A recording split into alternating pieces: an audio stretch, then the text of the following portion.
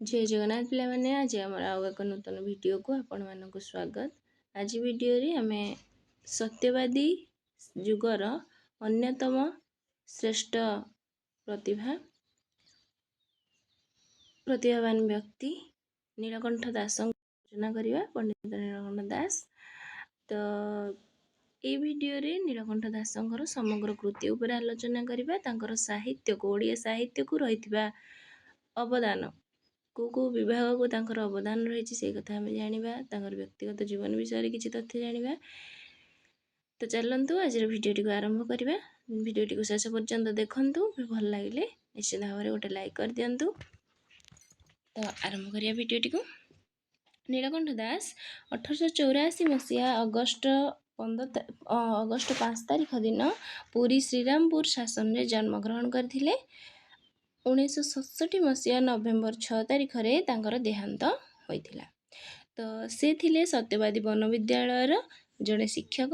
तेणु तांकु शिक्षक कवि भाव से विशेष भाव में परिचित होते। नवभारत प्रेस प्रतिष्ठा करी नवभारत मासिक पत्रिकार संपादना से करुथिले। आत्मजीवनी ग्रंथ पाई से केंद्र साहित्य एकाडेमी पुरस्कार पाई। तो तांकर आत्मजीवनी नाम आत्मजीवनी। ओडिशा साहित्य एकाडेमी से थिले प्रथम सभापति। ओडिशा साहित्य एकाडेमी प्रथम सभापति कार्य नीलकंठ दास तुलाई थिले। तो आम जदि देखिबा तांकर काव्य मध्यरी कोणार्क हेउछि तांकर गोटे काव्य जहाँकि 1919 मसीह प्रकाश पाइथिला। 2 भाग विभक्त रामचंद्र राति और सकाळ और मायादेवी। तो एथिरे से राधानाथ काव्य प्रति आक्षेप करथिबा कथा जणा जाय। तो से एही काव्य रे राधानाथ उद्देश्य रे कहिसंदी कौशल्या गंग धौली एही नयन नाचे कवि की सुमरी विरागे सुख पराओ अछि। एभଳି भाବରେ पदटिए से राधानाथ ପାଇଁ लिखिसंदी। तापर हम देखिबा खारवेल काव्य तांकर 1920 मसीह प्रकाश पाए। खारवेलଙ୍କ ऐश्वर्यमय जीवनର ଏକ ଅଧ୍ୟାୟ ଏଥିରେ ବର୍ଣ୍ଣିତ ହୋଇଛି। ଖାରବେଳ ଓ ବଜିରା ଦେଶର ରାଜକନ୍ୟା ଧୁସିର ପ୍ରଣୟ କଥା ଏଥିରେ ବର୍ଣ୍ଣିତ ହୋଇଛି। ଟଙ୍କ ଚରିତ୍ର ମଧ୍ୟ ଏହି ଖାରବେଳ କାବ୍ୟରେ ରହିଛି। ତ ଟଙ୍କ ହେଉଛି ଧ୍ୱଂସକଗଡ଼ର ତସ୍କର। ତ ଏଇଭଳି ପ୍ରଶ୍ନ ମଧ୍ୟ ପିଲାମାନେ ଆସେ ଧୁସି କେଉଁ କାବ୍ୟର ଚରିତ୍ର, ଟଙ୍କ କେଉଁ କାବ୍ୟର ଚରିତ୍ର ବା ଟଙ୍କ ଚରିତ୍ରର ସ୍ରଷ୍ଟା କିଏ, ଏଇଭଳି ଭାବରେ ପ୍ରଶ୍ନ ଆସିଥାଏ। ତ ସେଇ ଖାରବେଳ କାବ୍ୟର ଗୋଟେ ପଦ ଆମେ ଦେଖିବା। ଭାରତେ ସେ ସୁଦିନ ଫେରିବ ନାହିଁ, ବୃଦ୍ଧ ପରଶେ ଯେବେ ମୋହିଲେ ମହି, ଖଡ଼ଗେ ଦିଶୁଥିଲା ଅହିଂସା ଧାର, ଇନ୍ଦ୍ରିୟ ଚିଗିଞ୍ଜନେ ହୋଇଲେ ବୀର। ତାପରେ ଆମେ ଦେଖିବା ପ୍ରଣୟିନୀ ତାଙ୍କର ଏକ ଅନୁଦିତ କାବ୍ୟ 1919 ମସିହାରେ ପ୍ରକାଶ ପାଇଥିଲା। ଲର୍ଡ ଟେନିସନଙ୍କ ଦ ପ୍ରିନ୍ସେସ୍ ଅବଲମ୍ବନରେ ରଚିତ ଅମିତ୍ରାକ୍ଷର ଛନ୍ଦରେ ଏହି କାବ୍ୟଟି ରଚିତ ହୋଇଛି। ଏହି ଅନୁଦିତ କାବ୍ୟଟି ମନେ ରଖିଥାନ୍ତୁ, ଗୋଟେ ଗୁରୁତ୍ୱପୂର୍ଣ୍ଣ ପ୍ରଶ୍ନ ଆପଣମାନଙ୍କ ପାଇଁ।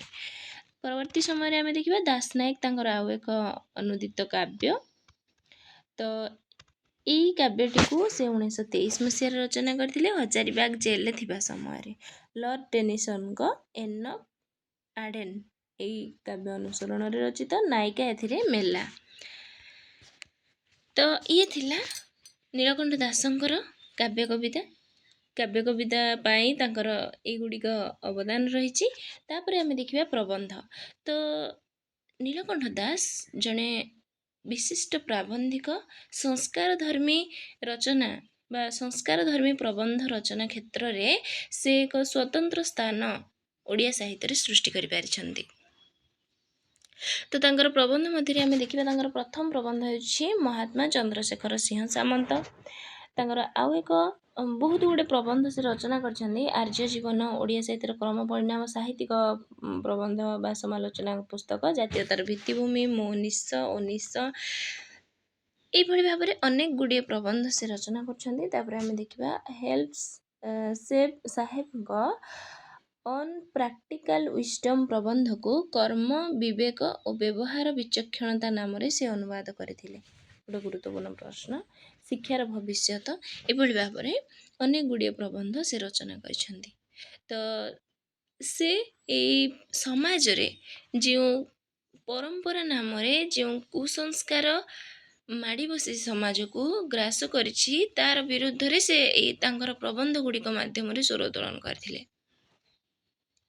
ତାଙ୍କ ପ୍ରବନ୍ଧରେ ସେ ଜାତି ପ୍ରଥା, ପ୍ରତିମା ପୂଜା, ଯେତେ ସବୁ କୁସଂସ୍କାର ସମାଜରେ ପ୍ରଚଳିତ ହେଉଛି ତାର ବିରୁଦ୍ଧରେ, ବ୍ରାହ୍ମଣ୍ୟ ଧର୍ମ, ଏଇ ସବୁ ଗୁଡ଼ିକ ବିରୁଦ୍ଧରେ ସେ ତାଙ୍କ ପ୍ରବନ୍ଧ ଗୁଡ଼ିକରେ ସ୍ୱର ଉତ୍ତୋଳନ କରିଛନ୍ତି। ତ ଶିଶୁ ସାହିତ୍ୟିକ ଭାବରେ ତାଙ୍କର ଅନ୍ୟତମ ପରିଚୟ ରହୁଛି ଓଡ଼ିଆ ସାହିତ୍ୟରେ ପିଲାଙ୍କ ରାମାୟଣ, ପିଲାଙ୍କ ମହାଭାରତ ତାଙ୍କର ଶିଶୁ ସାହିତ୍ୟ ମଧ୍ୟରେ ଅନ୍ୟତମ। ଶ୍ରୀମଦ୍ ଭାଗବତ ଗୀତାର ଭୂମିକାରେ ନୀଳକଣ୍ଠ ଦାସ ଜଗନ୍ନାଥ ଧର୍ମର ମାହାତ୍ମ୍ୟ ଓ ଓଡ଼ିଆ ସଭ୍ୟତା ତଥା ସଂସ୍କୃତିର ଉତ୍କର୍ଷ ପ୍ରଦର୍ଶନ କରିଛନ୍ତି। କୋଣାର୍କଠାରେ ସୂର୍ଯ୍ୟ ମନ୍ଦିର ନିର୍ମାଣର ପଶ୍ଚାତରେ ଥିବା ମାୟାଦେବୀ ପ୍ରସଙ୍ଗ ସେ ଅତିଥି ଭବନର ଚପରାସୀ ଠାରୁ ଜାଣିବାକୁ ପାଇଥିଲେ। ତ ସେଇ ବିଷୟରେ ସେ ମାୟାଦେବୀ ଯେଉଁ ରହିଛି କୋଣାର୍କ କାବ୍ୟର ଦ୍ୱିତୀୟ ଭାଗ, ସେଇଥିରେ ସେ ବର୍ଣ୍ଣନା କରିଛନ୍ତି। ତ ନୀଳକଣ୍ଠ ଦାସଙ୍କ ବିଷୟରେ ଯେଉଁ ଆଲୋଚିତ ପୁସ୍ତକ ଗୁଡ଼ିକ ରହିଛି ତା ଭିତରେ ଆମେ ଦେଖିବା କଳ୍ପବୃକ୍ଷ ନୀଳକଣ୍ଠ ଚକ୍ରଧର ମହାପାତ୍ର, କବି ମନୀଷୀ ନୀଳକଣ୍ଠ ପଠାଣି ପଟ୍ଟନାୟକ, ମନୀଷୀ ନୀଳକଣ୍ଠ ଚିନ୍ତାମଣି ଦାସ।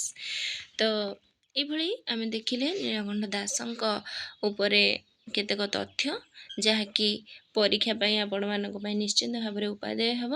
ତ କମେଣ୍ଟ ମାଧ୍ୟମରେ ଆପଣମାନେ ଜଣେଇବେ ଯଦି ଆପଣମାନଙ୍କର ନୀଳକଣ୍ଠ ଦାସଙ୍କ ପ୍ରବନ୍ଧ ଉପରେ କିଛି ଜାଣିବା ପାଇଁ ଅଧିକ ଜାଣିବାର ଇଚ୍ଛା ଅଛି, ତାହେଲେ କମେଣ୍ଟ ମାଧ୍ୟମରେ ନୀଳକଣ୍ଠ ଦାସଙ୍କ ପ୍ରବନ୍ଧ ଆଲୋଚନା କରିବା କଥା ଆପଣମାନେ ଜଣାଇ ପାରିବେ। ତ ଧନ୍ୟବାଦ। ଏହିପରି ନୂତନ ଭିଡ଼ିଓ ପାଇବା ପାଇଁ ଆମ ଚ୍ୟାନେଲକୁ ସବସ୍କ୍ରାଇବ୍ କରିଦିଅନ୍ତୁ। ଆମ ସହିତ ଯୋଡ଼ି ହୋଇ ରହିଥାନ୍ତୁ। ସାଙ୍ଗସାଥିମାନଙ୍କ ସହିତ ମଧ୍ୟ ସେୟାର କରିଦିଅନ୍ତୁ। ଧନ୍ୟବାଦ।